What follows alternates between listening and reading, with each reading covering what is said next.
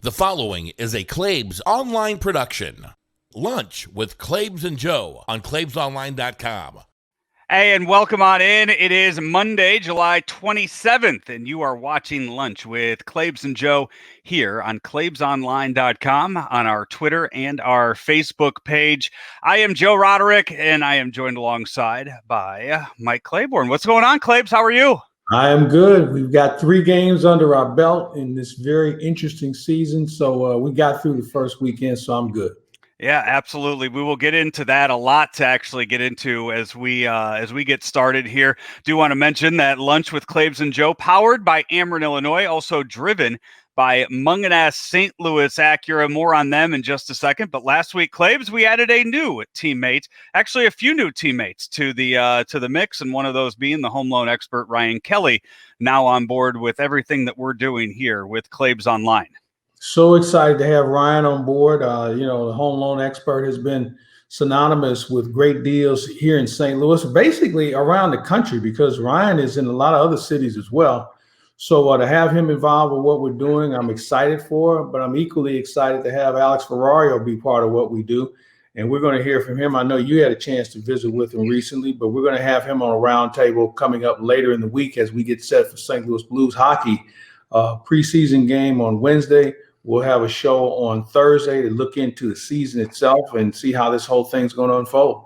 Yeah, Alex has been a very good friend of mine over the years of us being in really, I think the Cardinal locker room is where we've probably hung out the most, and really excited to see all the stuff that he's been doing with the Blues here the past 2 years, and welcome addition here to the team. So let's talk about, by the way, we will have Craig Mish on the show. He is going to be jumping on the call here in about 10 minutes or so to talk to us about the latest going on with the Marlins and with Major League Baseball. Again, we'll touch on it in about 10 minutes, but if you haven't heard yet, the Marlins game tonight, their home opener, has been postponed, as well as the Phillies and Yankees game in Philadelphia. It has been postponed, and that's where the Marlins were yesterday, due to the fact that 14 Miami Marlins players have tested positive to COVID-19. 14, Mike. That's almost half of the 30-man roster. Yeah, that's a lot. And, one of the things you have here, you get the staggered testing. So we don't know who was positive when, and if they've already gone into protocols, be it quarantine, or will they be retested?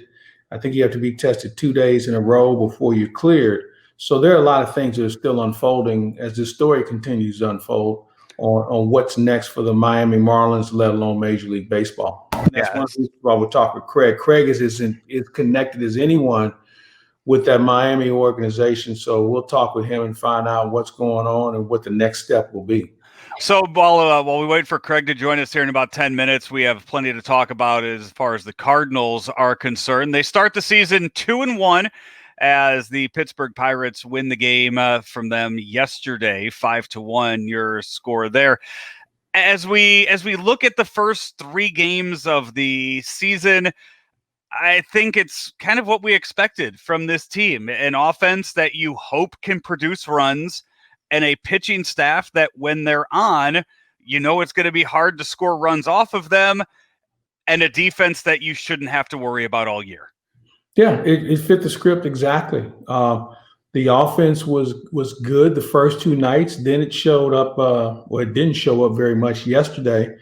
But the pitching was good throughout the weekend. Even though Dakota Hudson had a flat tire, I thought the bullpen did a really nice job in keeping it close. I mean, there was just a bump in the road there. But overall, it was basically, Joe, what we expected. You mentioned the defense. I mean, the infield was sharp. Yachty made his presence felt yesterday. So I don't think we saw anything that we didn't anticipate. Now, this week will be a little different because you'll see the best and worst of the American League Central with the Minnesota Twins tomorrow. And, man, they can swing the bat, man. I was looking at the numbers that they have, and they do a really good job.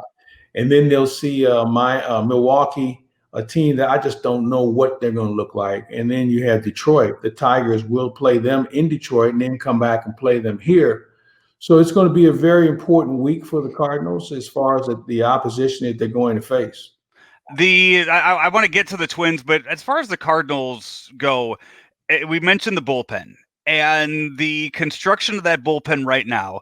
And by the bullpen, the construction of a bullpen in general in baseball is always fascinating because it always seems like whatever you have in April is not going to be there in August and September. You kind of mix and match, you figure out who's hot, who can get those 3 outs in the 7th or 8th inning and kind of bridge that gap. But in a 60-game season, you don't have that leeway. You don't have those games in April to get you there. And so far, we saw KK struggle a bit, but he stuck with it, and he closed the game out on Friday. But I really think that Gant, Helsley, KK, those 3 right there, it's going to be really tough to score any runs off of them as the season goes on. I wonder where a guy like Andrew Miller fits in to this right now. I would include him in that mix. I think his experience. Now, I know he was a little off kilter last season, and then he kind of figured it out. I thought he was okay in the spring until he came up with a little bit of a forearm issue, or he didn't have any feeling. But I think when he's right, you got to put him in that equation, and especially with his experience in the bullpen. And let's face it, Joe, he used to own the White Sox and a couple of teams on the American League Central. So a guy I think I would put in that equation. But I think you make a good point. Those arms you just mentioned can be very effective. And I'm looking forward to them having an impact. Now, where does Junior Fernandez and Cody Whitley fit? I don't know. Giovanni Gallegos is a guy we probably ought to insert in there at some point. So it's an undertaking, and you're right. This is the same bullpen we look at here now in July that we won't see in the same order in September. Some guys will emerge, some guys will regress, and who's to say there's another arm somewhere within the organization that we're not even talking about that may have an impact before this is all said and done. Right, and you would think that they can be a little more aggressive with the bullpen this year because in years past, you would think a guy like a Gomber or a Ponce de Leon, they might be in Memphis in a normal season right now, getting their starts, getting their reps, getting their innings. But this year, you don't have Memphis. You don't have that minor league system, so you can bring them up and you can have that bullpen loaded, and you don't have to worry about getting guys like that reps. Well, I think both of those guys are at a point in their careers where Memphis and reps probably don't do them any good. They need to be on a big league roster and they need to pitch, which is going to be something we'll pay attention to here in the next couple of weeks when they have to reduce the roster, and then they'll do it twice to get down to 26 before it's all said and done. And who those guys are going to be out of the bullpen is going to be very, very interesting. And it won't say that they won't be brought back for one reason or another. So I think when you're in this situation, you just have to be ready to pitch in whatever situation you may be called upon. But I think Gomber and Ponce de Leon are guys that are going to be bigger factors, and we should have mentioned their names as well because they're going to have a say-so in the outcome. So you have 3 games in the book so far, and we have seen 1 through 8 in that lineup was the exact same for all 3 of those games. The only change that we saw was Lane Thomas in for Harrison Bader in Sunday's game. So as the season moves forward, who are some guys that you want to see get some at-bats, or what are some changes you see happening to this lineup? Because we've talked about it. You cannot wait on a guy like Harrison Bader to hit his way out of a slump. If with every game counting for 2.7 normal games and 162 game schedule, they got to be on it right away. Yeah, they do. And in the Bader situation, hitting him ninth really is like a second leadoff guy as far as his speed is concerned. So the question is, what kind of pitches is Bader going to get with Wong hitting behind him? And if Wong swings the bat well, then you want to try and go after Bader, which means he may get some better pitches compared to pitches that'll be slop because they're pitching around him to get to the pitcher. So it's incumbent upon him to be more selective. Now, he hit some balls over the weekend I thought gave me better hope because he was going to right center. He hit a couple of balls of center field compared to trying to pull everything. And I think that's what's gotten him in trouble. And then he'd be out in front on a breaking ball. He just got to be a little bit more patient and pick out pitches. He's got to hunt pitches better. But the same can be said for Dexter Fowler. I know he had the home run the other night, and he had another hit over the weekend. But Dexter Fowler's got to find a way to be a little bit more consistent, also, especially in the spot that he's in the order. But you know what, Joe? We can talk about all three outfield positions. They've all got to be better. There's no question about it. They've all got to be better. How much time do you give that combination? That's a question Mike Schilt's got to have an answer for. And then as they get ready to head into that series against Minnesota, we saw that Minnesota offense against the White Sox. I was flipping back and forth. Because I knew the White Sox were going to be an exciting team. You know what kind of offense the Twins are bringing to the table, so I knew that was going to be a fun series. And I tell you what, hey, with that White Sox team, they don't make you wait around to find out if it's going to be a competitive game or not. They let you know in a hurry if they're going to be invested in that afternoon's game. But that Twins offense, my goodness, there is not a break in that lineup. No, there's no easy out. And, Nelson Cruz, somebody forgot to tell him he's 40 years old. I think the Josh Donaldson acquisition was a huge one where there's no, as you mentioned, no easy out in the order. How good is that pitching going to be? Well, it's pretty good. I mean, they didn't win 100 games last year by mistake. So, and I don't see where they really lost a great deal. So this is a team that you're going to have to deal with somewhere, someplace, sometime. And I guess it's maybe it's to the Cardinals' advantage that you see them early and you get them out of the way. Because I think the White Sox probably were licking their chops saying, we're going to find out how good we are. Well, you found out. You got some work to do because that Minnesota bunch is pretty good. Yeah, as you mentioned, Nelson Cruz, 40 years old right now, as he has, 7 RBIs in yesterday's game, already 3 home runs on the year. And you keep seeing his name, and it reminds me, I mean, Cardinal fans, they all know the name Nelson Cruz. To think that was 9 years ago is really, really crazy. Well, you know what? Think about this. What happens if Nelson Cruz catches that fly ball? We're probably in a whole different environment as far as Cardinal success. They would have lost the World Series, and Nelson Cruz would have went on to further greatness, although he's a great player as he is. But, Cardinal fans remember him butchering a fly ball that could have ended the World Series. Yeah. Hey, we have our guest here on the line covering the Marlins as we check out what's going on with the rest of baseball, and we bring into the mix Craig Mish as we continue our conversation. Craig, good afternoon. How are you? Thanks for having me. Sorry I couldn't get my background up in time for the show. It's a lot of green in the background. It's fine. Green looks well on you, Craig. Thanks for joining us, and for folks who follow Craig, you can follow him on Twitter for sure, but also Sirius XM. I want to ask you this right off the bat, Craig. With fantasy baseball as we knew it, it's got a little bit of a different look. I know some people who've changed the rules and have changed the game, so to say, and then some people have elected not to participate. What's the general consensus for you on that front?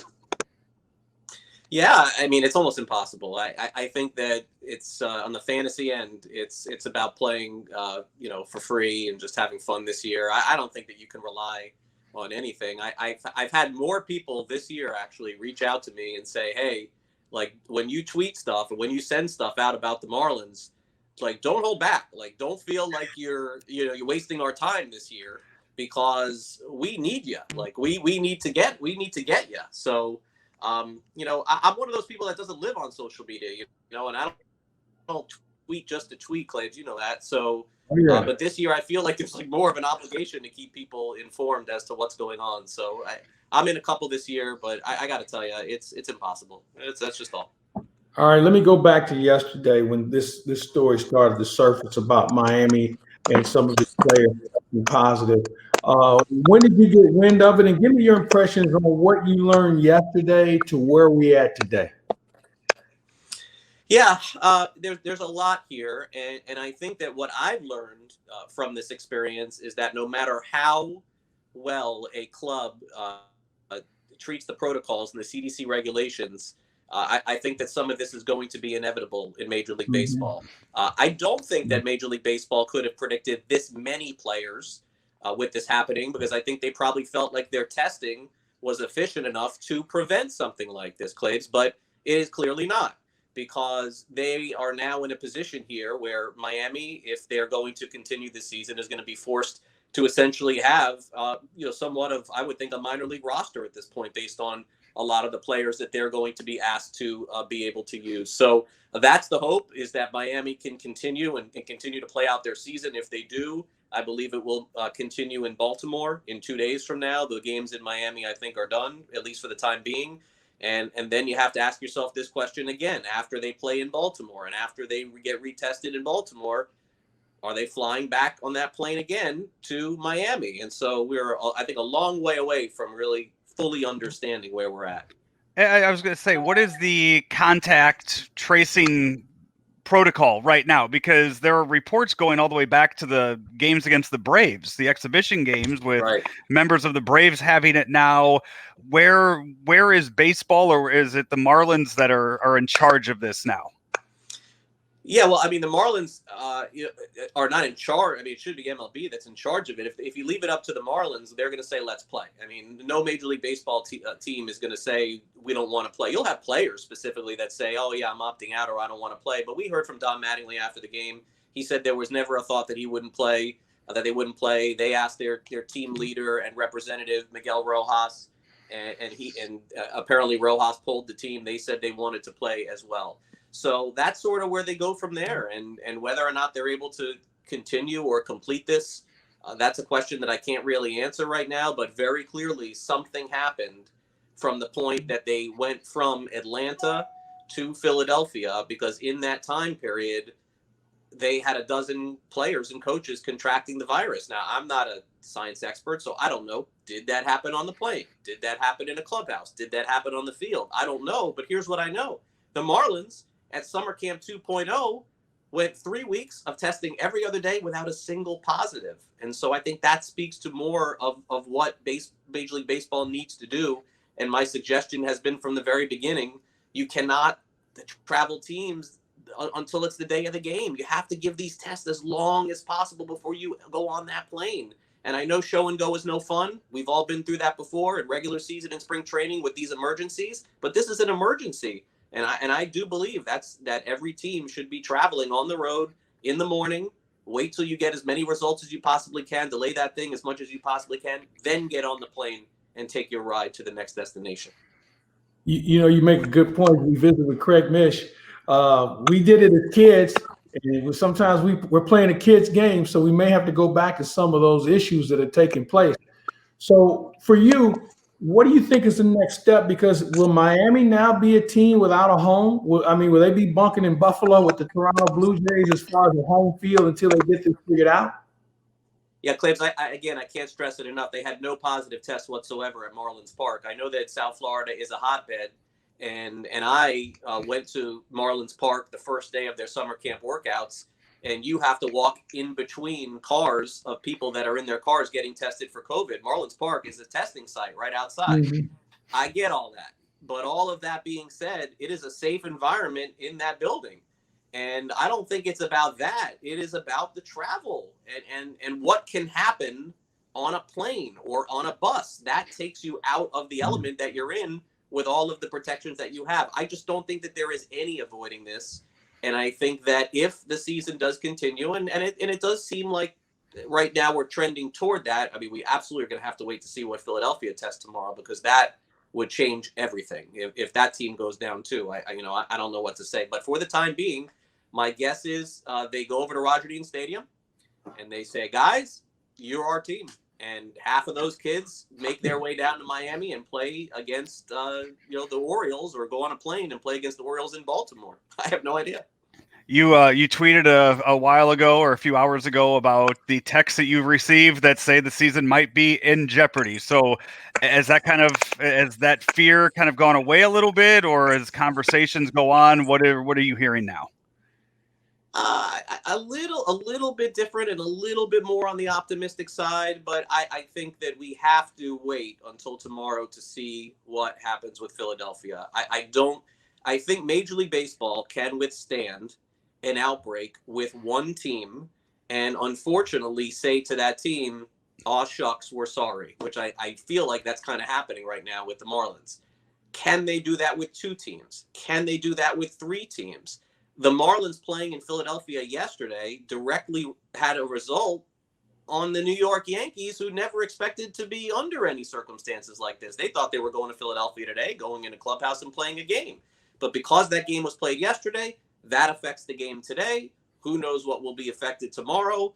So I have to wait. I'm going to reserve my further judgment on the test results from the Phillies, because if they have an outbreak at this point, come on. I mean, at that point, I don't know how you can continue. I mean, honestly, with 2 teams, I don't see it. Hey, Craig Mish, I know your time is short. We really appreciate you spending some time with us and giving us the latest on what's going on with the Miami Marlins and perhaps the future of baseball. You stay safe, my friend, and hopefully we'll catch up here soon. Yeah, Claibs, anything for you. I wish you guys have a great day, and hopefully the season continues, certainly, and all right, buddy. Cardinals as well. Take care. We'll be in touch. That is Craig Mish. Again, you can follow him on Twitter at Craig Mish, MISH is where you can find him. As we before we move away from the baseball conversation, just want to remind people that the daily podcast that we have up on claibsonline.com right now, This Day in Cardinal History, is still up each and every day. And Claibs, you got to, I didn't think we'd be going the whole season, but we are. You're going to have to knock out some August dates here this week, as July is once again flown right by, and this Saturday will be August 1st, and we'll have a brand new month of Cardinal memories for that. And then the show that debuted on Friday was What's in the Cards with Joe and Polo, as Polo Asensio and I will do a short podcast each and every Cardinal game day. And Claibs, it's hard to do with Polo, but we've kept each one around 8 to 12 minutes. So we get the info. I don't know how you pull that off. We get the info out there. Yeah. You can ask Polo what time it is, and he'll tell you the directions to the watchmaker's house and everybody in his family. He can tell you all of that with one answer. And usually when he's home, he has a game that he's got to call. So we have a time limit for that. My worry is starting tomorrow when he's in LA doing it, and he's got nothing but time to do it. I'm going to have to keep him on it, but that's driven by Munganess St. Louis Acura, and they have provided Polo with a really nice brand new 4Runner to drive around St. Louis when he's in town. He posted some pictures of that the other day. You could check that out on all of his social media pages there. The Blues, they will start their, I guess, continuation of the 2020 season. Their defense of the Stanley Cup, that starts, as you mentioned. We have Alex Ferrario, Jeremy Rutherford. We have a roundtable coming up this week as the Blues have they're heading up to the bubble. Jim Thomas is already in the bubble up there in Edmonton. The Blues are heading up there too, as they have a game set for this week, and just another sport that we get to add to the list of what we have. Yeah, I'm looking forward to it. The Blues situation is one that obviously defending Stanley Cup champions, getting back into the mix of it. It's going to be different, though, because everybody's healthy. Everybody's ready to go. How do you approach it? And this is where I think coaching is going to be more important than any other time we see in any sport, because you have to have your finger on the pulse of this team, how the other teams are going to play, your style of play, how's that going to work in this new environment. And just the overall being in the bubble, that whole concept, and how do you create bonding times for players to the point where they don't get sick of each other.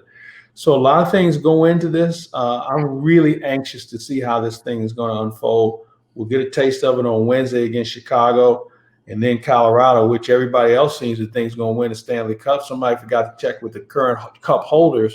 We're going to face them right off the bat. So it's going to be a lot of fun. It's so hard to, every team has had 4 months off. Mm-hmm. Every team has had 4 months to get healthy. Every team has lost any momentum that they had 4 months ago. It is just an absolute crapshoot. I mean, team 1 through team 12 has it just feels like nobody has any sort of edge going into this. And it's going to be the same way in the NBA too. And in the NBA, you have the teams that have the 2 superstars on each team, that they'll have the advantage for that. But in hockey, it just whoever gets hot at the start, whoever decides to pick up that momentum is going to be the team that is going to have a nice long run there for that. So here's my question, though. I mean, how do you start this thing off? Because do you start off guns a-blazing? Because somebody's going to get hurt, okay? Now, and this is where the Blues have a little bit of an advantage, is they may be a little deeper than some teams. And then the question comes into play about conditioning and who is really ready to go compared to guys who looked the part. So there's so many underlying issues to the whole process that everybody's approach is going to have to be different about how they're going to do this as individuals and certainly as teams. And this, again, I go back to coaching and coaching staff, knowing your players and knowing when they're on and when they're not. Well, yeah, no, absolutely. Which players actually stayed in shape, which ones got up and worked out every day. And you know that of the hundreds of NHL players out there, I mean, it's like this for every sport. You know that there are some out there who didn't take it as seriously as others for one reason or another, and they're going to have to use these next few weeks to get back into shape. So I think it's going to be really, really hard to tell a professional athlete, though, to, after 4 months of having your season abruptly stopped and then restarting, to tail it back a little bit and kind of ease your way into things. I have a feeling that first game, you're going to see everybody going at it. And then maybe those few games after that, maybe that's when they kind of take their foot off the gas a little bit and say, okay, I remember what this is like now. We gotta take our time to get into this. I think, and I heard Brian Burke say something similar recently. I think this thing will be nicey until somebody gets the living shit knocked out of them. And then all of a sudden, then we're going to get back to why we're here.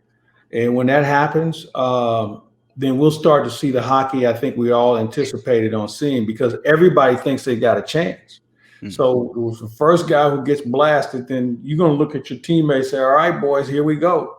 And then somebody else is going to go out and pay the price for it. I really think that that's how this thing's going to unfold. Hey, before we get off the NHL conversation, last week the Seattle 32nd team announced their team name.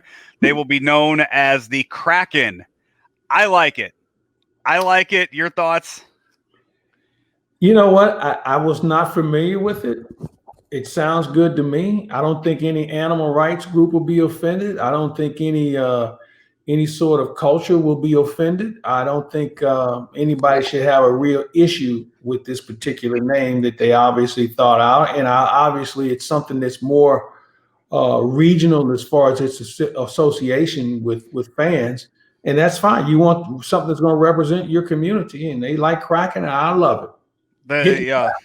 The logo looks pretty cool. Yeah, they got so many different ways to play with that name.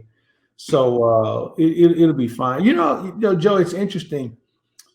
I guess with the emergence of the NBA, when they decided to expand a few years ago, we don't have teams that their nickname ends with an S like we used to.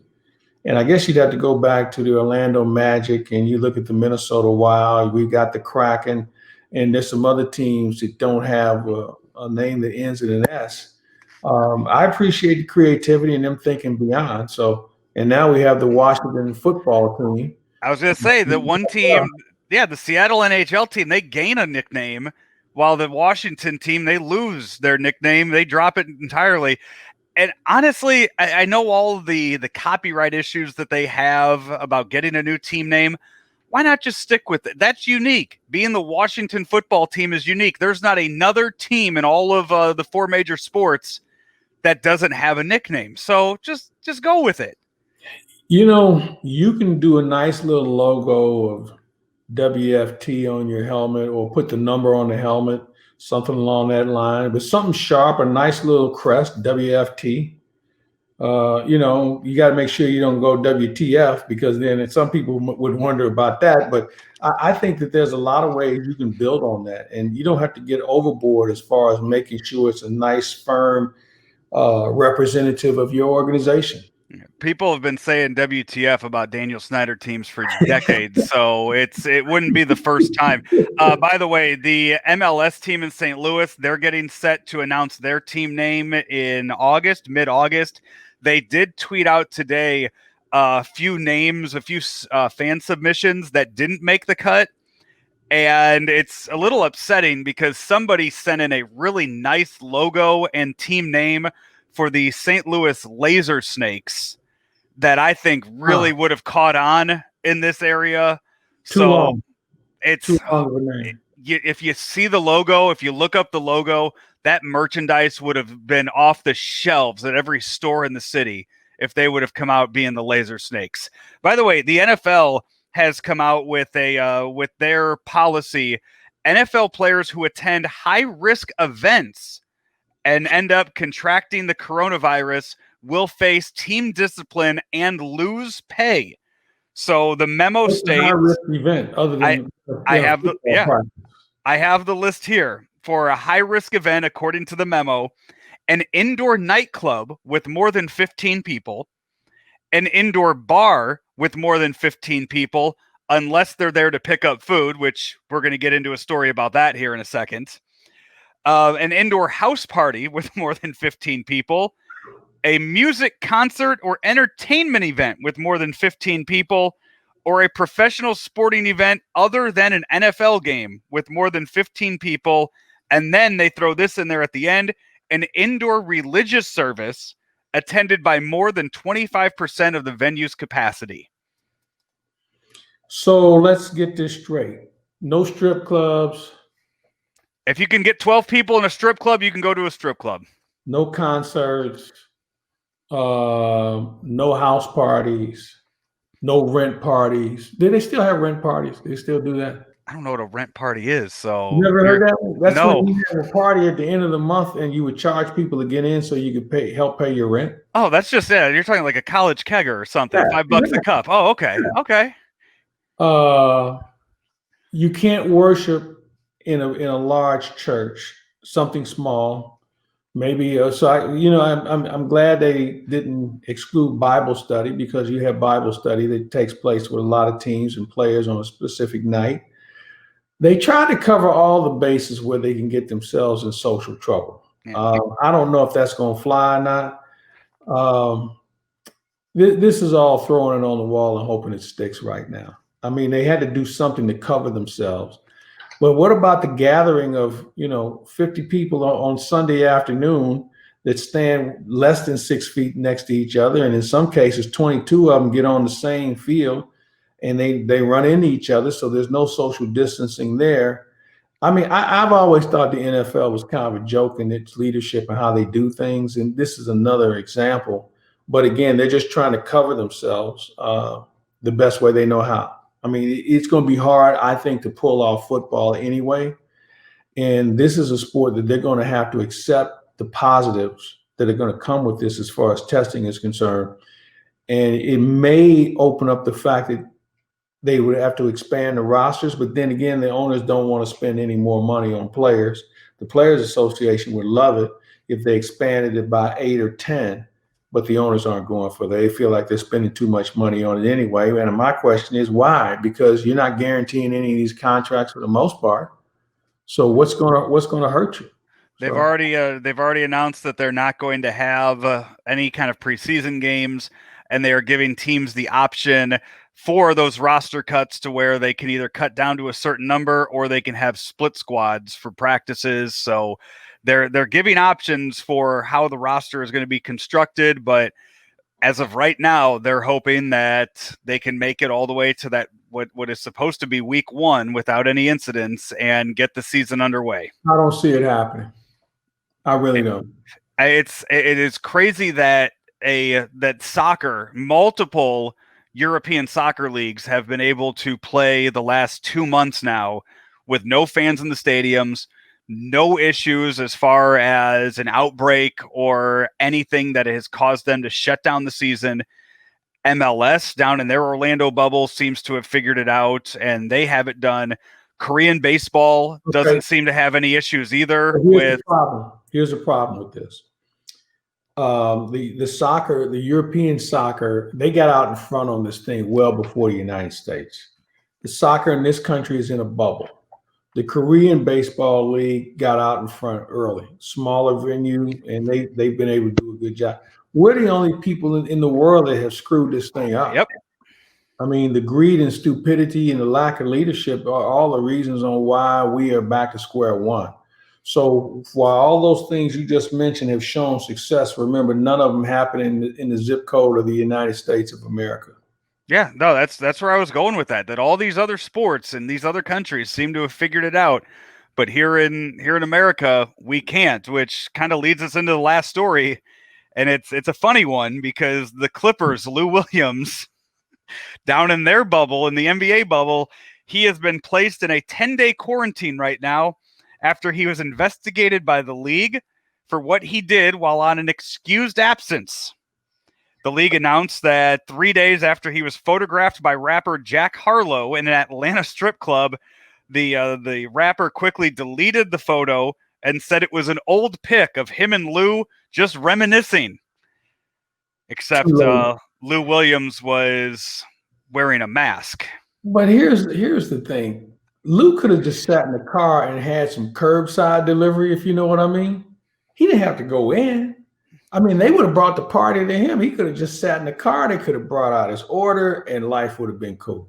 Yeah. Lou could use his head better. The strip club was the Magic City strip club in Atlanta. Well, Magic City. It's I've never heard of that one. I've never heard of that one. Magic City's been around for years. I thought Cheetahs was the big one down there. Cheetah Club is big, but Magic City has been able to survive a lot of different things in the great city of Atlanta. Lou Williams claims that it's his favorite restaurant in all of Atlanta. So that's why he was there. He went in just to pick up their famous wings. But now Lou Williams will miss the next 10 days, which means he'll also miss games against the Lakers and the Pelicans later on this week. And you know what's important about that is they're chasing a playoff spot. They're trying to overtake the Lakers for that number 1 seed. Now it's an outside shot, but man, Lou Williams is maybe one of the most important players in the league. Reigning sixth man. Yeah, and just got to use better sense, man. I mean, again, we could have made this curbside. They would have brought the whole party out to the parking lot for him, and he just didn't think, and now it's going to cost him. Hopefully it won't cost them too much. On top, but you got a friend too that's taking your picture in there and posted on it. You got to pick your friends better too. I you know what? Not a well thought out plan by any of the parties involved. Let's just go with that. No, it really wasn't. All right, so you as you get set to call your game tomorrow on KMOX, the Tuesday game for the Cardinals and the Twins.